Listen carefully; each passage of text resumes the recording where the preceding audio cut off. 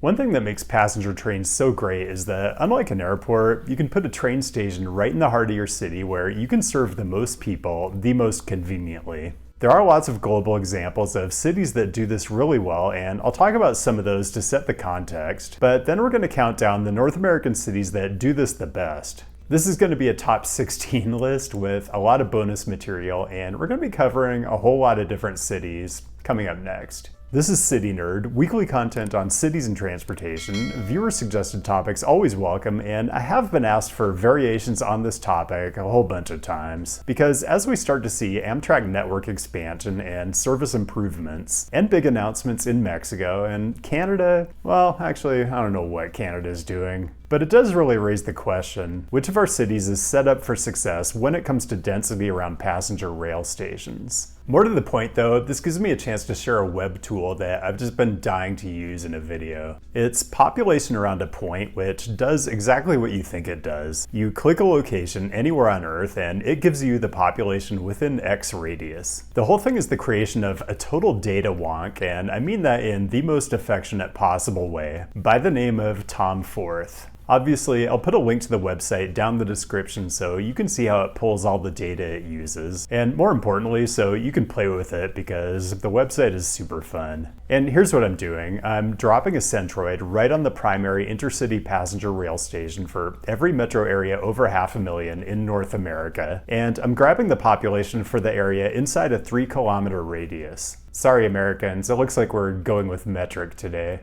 I don't have any scientific reason for 3 kilometers. It's just the minimum radius size available on the site for data integrity reasons, I assume. And I wanted something that tracks with reasonable walking or micromobility distance. I'd actually have preferred something more rigorous, but this is a YouTube channel, not a PhD program. So what we end up talking about today is station location, but also there are going to be some more general revelations about the nature of density in North American cities. What I've got for you is a list of 16 North American cities that have 100,000 or more people within 3 kilometers of the central passenger rail station. And along the way, I'm also going to give you international examples that'll give you a sense of how North America stacks up. I'll have close calls, honorable mentions, dishonorable mentions, cities that have a high proportion of people living within the 3-kilometer catchment area. In other words, we're going to be talking about a lot of cities. So let's get into it, and I'm just going to give you the number one right now because it is what you think it is. New York Penn Station, and it's got twice the population in its catchment area that any other city in North America has. I mean, look at it. Again, we are looking at the central station in each metro area, but Newark Penn Station across the Hudson would come in at number 10 on this list if I counted it separately.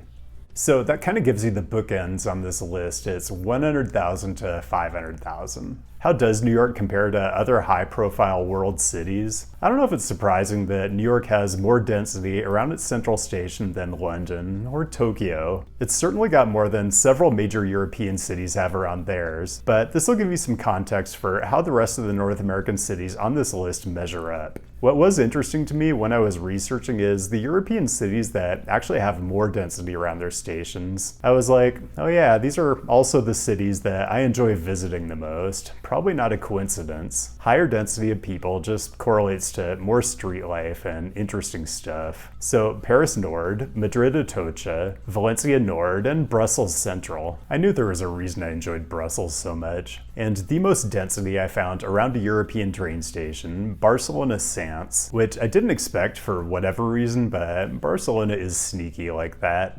Worldwide, I found a couple cities that have over 1 million people within 3 kilometers, but try out the web tool yourself and see if you can find ones I missed. Back to the list, and let's start with 16, Oakland Jack London. For each of these, I'll try to give you some aerial so you can get a feel for what the urban form is directly around the station. But remember, we're measuring a radius of a little under 2 miles for this. By the way, I'm not counting Caltrain as intercity rail, but if California high-speed rail were connected to San Francisco Transbay today, that would be number 5 on this list. Although a lot can change between now and like the year 2100 or whenever they finish the project, so stay tuned. 15, this one is sort of cheating, but it's El Paso, where a significant portion of the catchment area is in Juarez, just across the border. Is that disqualifying? I don't know. There's no reason you can't walk across the border and catch the Texas Eagle or the Sunset Limited if you want.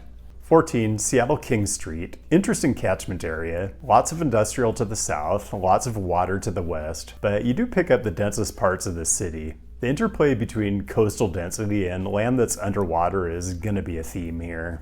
13, Providence Station in Rhode Island. Not the last Northeast Corridor station we'll be looking at. The city of Providence itself, under-discussed on this channel, which I may rectify soon, and I mentally give it bonus points for nearby quality dining options. 12, San Jose Diridon. Kinda surprising since I've made sort of a cottage industry out of mocking Silicon Valley cities for not building enough housing. The criticism stands, but the station is well located. The catchment area benefits by not extending into San Francisco Bay, and I kinda like downtown San Jose. 11, let's head north, and I mean the north, and we're going to Winnipeg. Remember, I'm not grading these stations on how much intercity service they have. It's just pass-fail, so the 2 cross-country trains in each direction Winnipeg gets each week will have to do. Winnipeg is easily the smallest metro area on this list at 800,000 or so. Also, the highest proportion of its metro area within the catchment area of any station I looked at, over 14%. There were only 7 other metro areas I found that had even 7% of their population within the 3-kilometer radius of the main intercity station. One of them is coming up later on this list, and I'll give you the other 6. Fresno, California, and I do think the California cities are a bit of a surprise on this list. New Orleans, very old city and always kind of a weird outlier on everything. Hartford, Connecticut, definitely under-discussed on this channel. Rochester, New York does tend to pop up on these lists where pre-automobile urban fabric comes into play. Quebec City, or as some people call it, Canadian New Orleans. And second to Winnipeg on this list with about 13% of its metro area within the station's 3-kilometer catchment area. Any guesses? Lancaster, Pennsylvania, the unofficial pound-for-pound urbanism champion of the US. Back to the list, number 10, Los Angeles Union Station. Surprising it isn't higher since it is the 2nd largest metro area in the US, and also somehow surprising it isn't lower. The thing about California, I think, you can definitely say there's a lot of underutilized urban land, but there's very little unutilized land, which is something you will find around a shocking number of US passenger rail stations I looked at.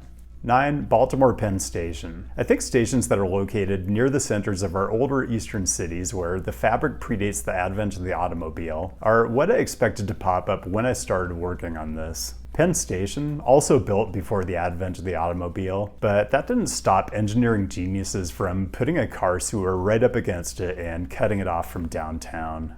8, just 1 spot higher and a couple stops south, DC Union Station. A bit surprising that it isn't higher, but we are really starting to get into the meat of this list. Anyway, let's all just rejoice in the newly available 3D imagery for Union Station.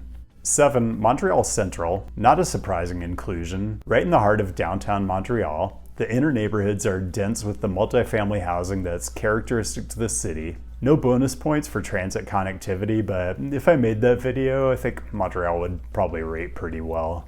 6, Boston South Station, which is the primary passenger rail station for Northeast Corridor service. I did look at North Station too, which is also technically intercity since it serves the Downeaster, but the catchment area is actually less populated than South, and I knew you were all wondering.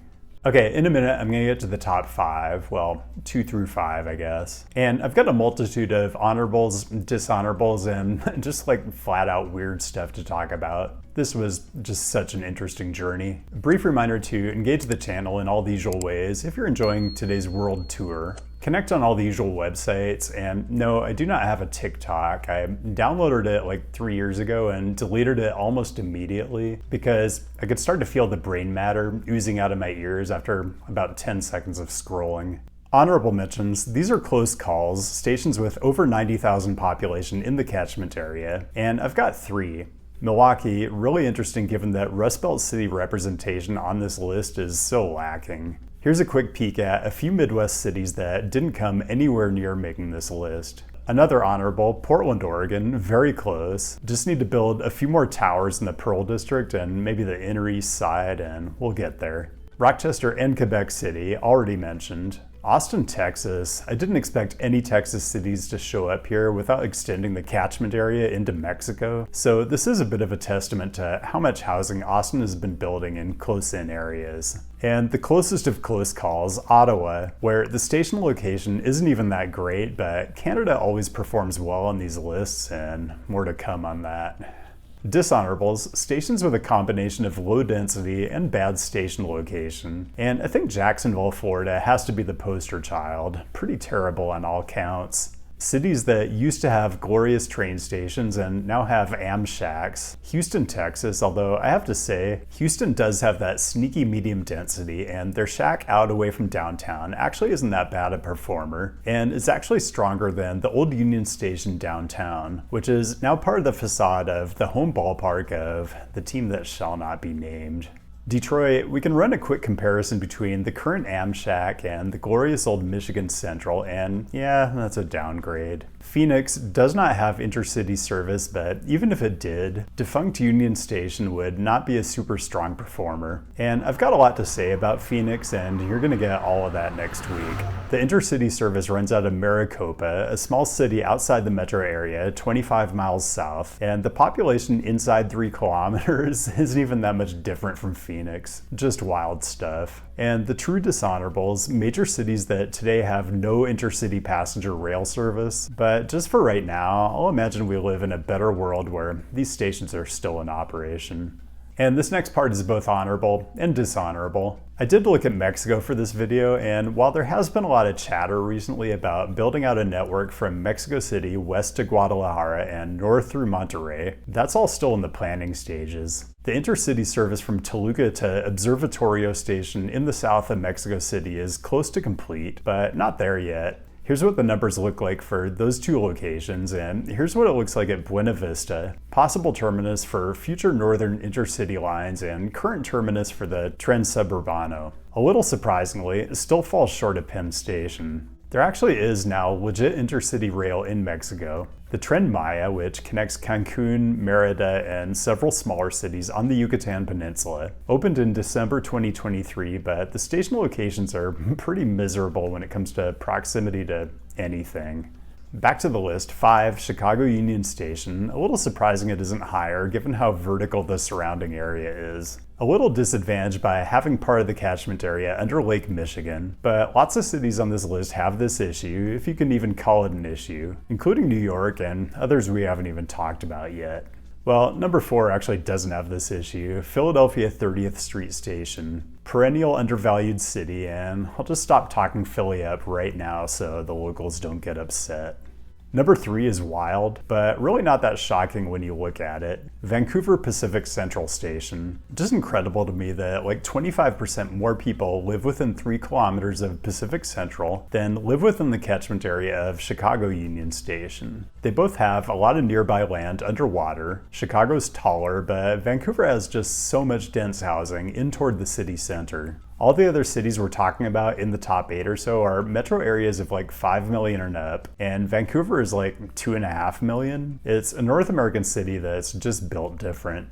And number 2, with a bit less than half the population of New York Penn Station's catchment area, Toronto Union Station. Still extremely impressive, and through all this you might be saying, isn't the fact that a lot of the 3-kilometer radius is under Lake Ontario kind of a flaw in this whole analysis? And I really think it's the opposite. In fact, I don't think it's any coincidence that the cities where we have the most affordability issues are cities where there's simply less developable land in close proximity to the central business district. It's just geometry, and I don't know if land value tax is gonna solve that. Maybe, but building vertically like Toronto does is definitely part of the solution. And that's all I've got. Thanks for joining today, and thanks as always to the patrons for your direct support. No politics this week. I mean, there's politics in all of this if you really think it through, but I'm gonna keep it implicit this week. We all need a respite. Keep the great topic suggestions coming. I'll be back with a new episode next week, and I'll see you then.